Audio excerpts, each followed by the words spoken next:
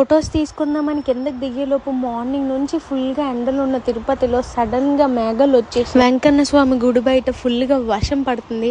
అసలు ఆ ఫీలింగ్ ఎలా ఉంటుంది అసలు నేను మీకు మాటల్లో చెప్పలేకపోతున్నాను. చాలా చాలా హ్యాపీగా ఉంది. ఆ టైంలో అక్కడ ఉన్న వాళ్ళందరూ ఆ ప్లేస్ని చూసి హ్యాపీగా ఫీల్ అయ్యి అందరూ గోవిందా గోవిందా అంటున్నారు. ఎన్నో జన్మలు పుణ్యం చేసుకుంటే గానీ ఎవరికి అదృష్టం రాదని అంటారు. నాకు ఆ రోజే అది అర్థమైంది అన్నమాట. ఫొటోస్ తీసుకున్న తర్వాత అక్కడ నుంచి స్టార్ట్ అయిపోయాం. వర్షం ఇంకా గట్టి పడుతుంది.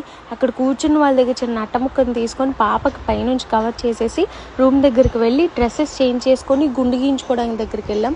1 yearలో బేబీస్ని పట్టుకొని తిరుపతిలో దర్శనం అవ్వాలంటే సుఖదంలో మార్నింగ్ నుంచి ఈవినింగ్ 5 వరకు ఎంట్రీ ఉంటుంది. సో మేము గుండు గీయించుకోగానే రూమ్కి వెళ్ళి మళ్ళీ ఫ్రెష్ అయ్యి సుఖదంలోకి వెళ్ళిపోయాం. అమ్మ వాళ్ళు ఫ్రీ దర్శనంలోకి వెళ్ళిపోయారు. నైట్ రిటర్న్ అయిన తర్వాత నేను ఎలాంటి వీడియోస్ కూడా తెలియదు, ఎందుకంటే నా దగ్గర ఫోన్ లేదు కాబట్టి మా ఫోన్స్ అనే నేను రూమ్లోనే ఉంచేసాను. దర్శనం అయితే చాలా అంటే చాలా బాగా జరిగింది.